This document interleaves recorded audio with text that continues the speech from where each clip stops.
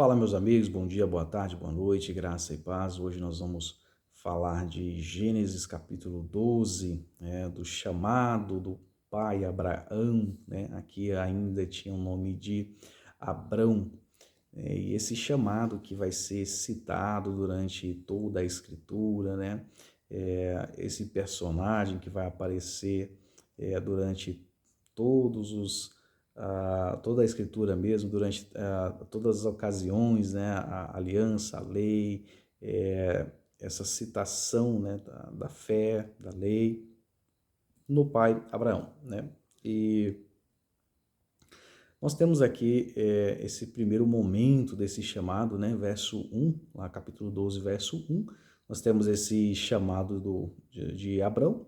Verso 2 e 3, nós temos 7 promessas ali feitas, né, a Abraão, e o verso 4 até o verso 7, a parte inicial, nós temos ali essa obediência dele, né, essa é a parte da obediência de Abraão, principalmente ao chamado aqui, né, principalmente a parte do verso primeiro ali, e nós temos a parte final ali metade do verso 7, né, quando eles chegam na região de Canaã e edificam ali um altar, né, mas que depois, já no verso 9, seguem em direção ao Negueb, né, a região sul. Mas esse é o texto aqui dessa chamada de Abrão. Esse texto ele acontece, né, aqui o verso primeiro, né, o Senhor disse a Abrão: saia da tua terra, da tua parentela e da casa de seu pai e vá para a terra que lhe mostrarei. Esse texto ele acontece quando eles estão em Ur dos Caldeus, não quando eles estão em Harã. Quando a gente está lendo aqui, né, a gente encerra o capítulo 11, inicia o 12, quando a gente chega ali no verso 4, a gente vê que eles estão saindo, né, de Harã, né? Por quê? Porque eles já tinham ido, o seu pai, né, o pai de Abraão, já tinha saído com eles, né, da terra de Ur dos Caldeus e tinha ido, né, até Harã, né, que seria ali na Turquia, né? Então, eles não tinham chegado ainda, né, ao local, mas ele estava ainda com a sua família, né? Esse movimento acontece antes. E por que a gente sabe que ele acontece quando eles estão em Ur dos Caldeus, né? Simplesmente por causa de uma citação, né, lá em Atos 7, em que Estevão vai começar o seu discurso falando de Abraão, né? Lá ele cita Abraão, né? A partir do verso 2 e 3, ele fala que Abraão, crendo, né, partiu quando ainda estava, né, em Ur dos Caldeus. Ele foi chamado quando ainda estava em Ur dos Caldeus. Então, o texto do capítulo 12, ele está inserido aqui entre o verso 30, né, deixa eu ver aqui na minha Bíblia, entre o verso 30 e 31 ali do capítulo 11, né? O verso 30, inclusive, ele faz uma deixa para nós, né? O verso 30 diz assim, ó: Sarai era estéril, não tinha filhos.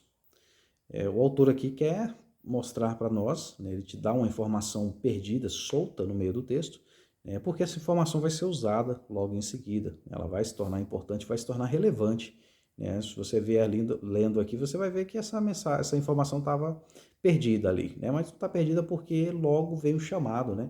E aí que vem o chamado, a primeira coisa que Deus, uma das primeiras coisas que Deus vai dizer é que ele vai ser, né? A primeira promessa ali é que ele será o pai de uma grande nação. Então, começa dizendo, olha, Sarai, né, a esposa dele, é estéril, né? E aí vem a promessa, ó, você vai ser pai de uma grande nação. Parece que tem um conflito aqui, né? Essa é a intenção do autor, né? Então, a gente pode, por exemplo, ali o verso primeiro, né, o Senhor disse a Abrão. A gente pode entender que isso aqui já havia acontecido, né? Quando tá contando a história aqui, isso já tinha acontecido, eles já estão até lá em Harã, já estão em outro local, né? Já tinha acontecido ali o verso 31, esse movimento, né?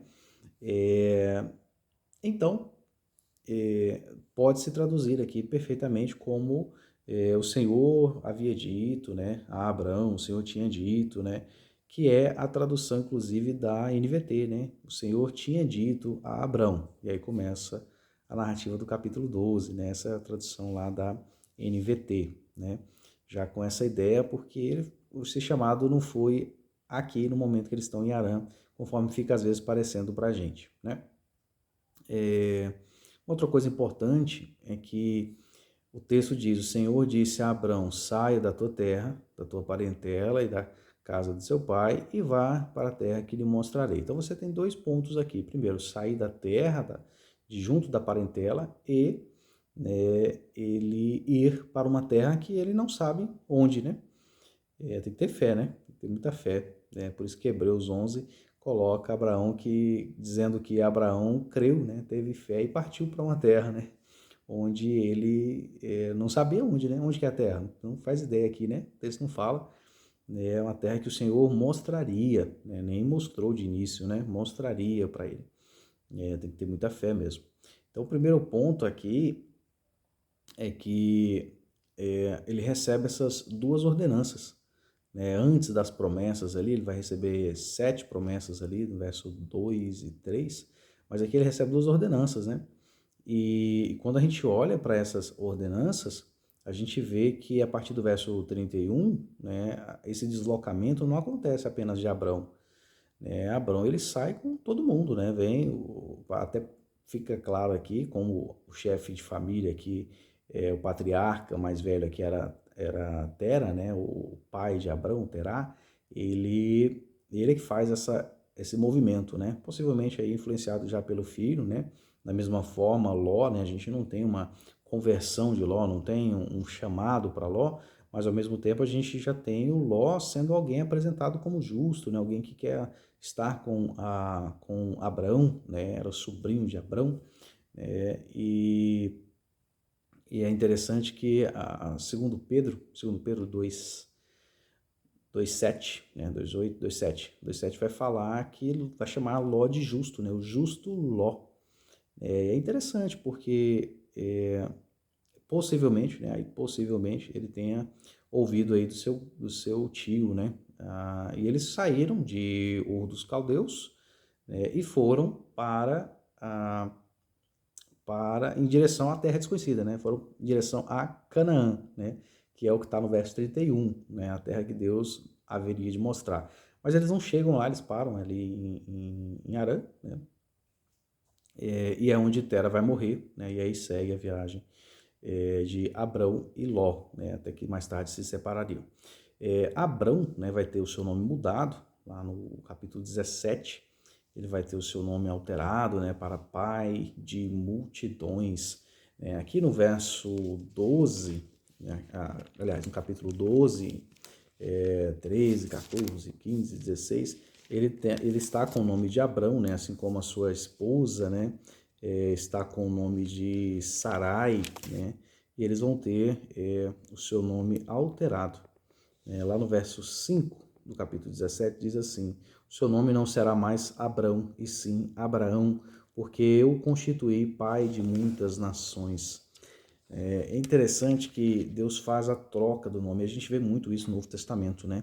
E por que faz essa troca? Porque Abrão, né, a origem da palavra, né, Avram, é de pai, que pai, os judeus colocam como pai elevado, ou aquele que olha para o céu, né? Porque eles eram pagãos, né? Essa é a verdade. Ele era pagão, né? Ele era um idólatra, adorava outros deuses, né? Aqui possivelmente uma referência à astrologia. E como é que a gente sabe disso, né? Não só pelo nome, né? Mas Josué lá em Josué 24, 2, 3, ele vai falar que Abraão, né, que Naor e Tera, né, eles eram idólatras, adoravam outros deuses, lá vai dizer assim, aí diz, mas Abraão, né, ele já cita o nome de Abraão, né, não de Abrão. Abraão, né, Deus chamou Abraão, né, ou seja, tira ele do meio desses idólatras, né, desse paganismo. E aí Deus altera o nome dele. E a gente vê muito essas mudanças de nome no Antigo Testamento, principalmente dos patriarcas aqui em Gênesis, tudo a gente vê essas alterações de nome, porque os nomes carregavam muito peso, simbolismo, representava aquilo que eles acreditavam, então dava-se o nome, mas chegava um certo momento precisava se alterar, né, em algumas ocasiões esse nome, né? E Deus faz algumas alterações aqui no Antigo Testamento, né? Isso às vezes faz com que a gente chegue lá no Novo Testamento e queira fazer a mesma aplicação, né? E essa aplicação a gente vê ela acontecendo assim muitas vezes, né, com Paulo, né? Paulo, né, injustamente é, é acusado, né, de ter sido chamado Saulo e que o seu nome foi alterado para Paulo, né? Mas a Bíblia não ensina isso, pelo contrário, né? A Bíblia ensina o contrário, né? Quando vai começar a primeira viagem missionária de Paulo, Atos 13, né? Verso 9 é a citação, é a última citação, lembra porque é a última citação do nome Saulo, né? Esse que era Saulo, né? Que agora é, que, e Saulo, que também é chamado Paulo, né? Porque que agora vai nessa viagem missionária, já tinha uns 14 anos, né, de convertido ali, conforme Gálatas 1 vai nos apresentar. Esse Saulo era o nome hebreu dele, né? Era Shaul, né? Que é o mesmo nome de Saul, né? Inclusive na sua conversão a frase, né? Saulo, Saulo, por que me persegues, né? Shaul, Shaul, por que me persegues? É a mesma usada para o rei Saul, né? Até aí reforça o impacto, né? Causado em Saulo, em Paulo. Então, o nome Saulo e Paulo é um só, ele não tem um nome alterado, né? Então a gente ouve muito isso de forma errada, infelizmente, mas é porque a gente tem aqui nesse cenário aqui do Antigo Testamento essas mudanças, né, que acontecem. Inclusive tem um hino da harpa cristã, né, que ele fala, né, 196 lá da harpa cristã, que ele traz em uma das estrofes lá, ele diz, né, que muito zeloso pela lei foi Saulo, né, mas transformado foi em um Paulo, né. E na verdade o nome dele é um só, né, Saulo em hebraico, né, e Paulo, né, que é um nome romano, né. E aí Lucas, simplesmente a partir da viagem missionária, a partir do capítulo 13, como ele começa a ir aos gentios, né, ali o evangelho começa a ir aos confins da terra, é ali que acontece isso, né, então ele começa a usar o nome dele de romano, né, de Paulo, né, não mais o nome hebreu dele, né, agora ele se torna um pregador dos gentios, então deixa de usar o nome hebreu dele, ele passa a ser chamado de Paulo, tá? Pelo Lucas, né, que escreve, mas passa apenas a usar o nome romano dele, né, ser chamado ali como Paulo, né, é uma escolha do escritor, né, mas ele podia ter usado Saulo até o final sem qualquer problema, porque é o nome dele, né, então não houve uma mudança de nome, tá? Você possivelmente já ouviu muito isso, porque eu já ouvi não sei nem quantas vezes, né, até na harpa cristã, para quem conhece e gosta, a gente tem essas situações aí, tá? É, bom, então Abrão, né, Avram, ele era pagão, né? Ele tem o seu nome aí vindo aí de uma ação de paganismo mesmo, né? E a gente vê aqui a soberania de Deus, né? O amor de Deus, chamar alguém, né? Alguém que adora aí provavelmente a deusa da lua, né? Que era comum aqui, você vê Deus chamar, né? Deus vai lá e chama ele, né? Aparece e chama, né? Isso é misericórdia, né? Isso é realmente amor, né, de Deus. Deixa eu fazer uma notinha de rodapé aqui, né?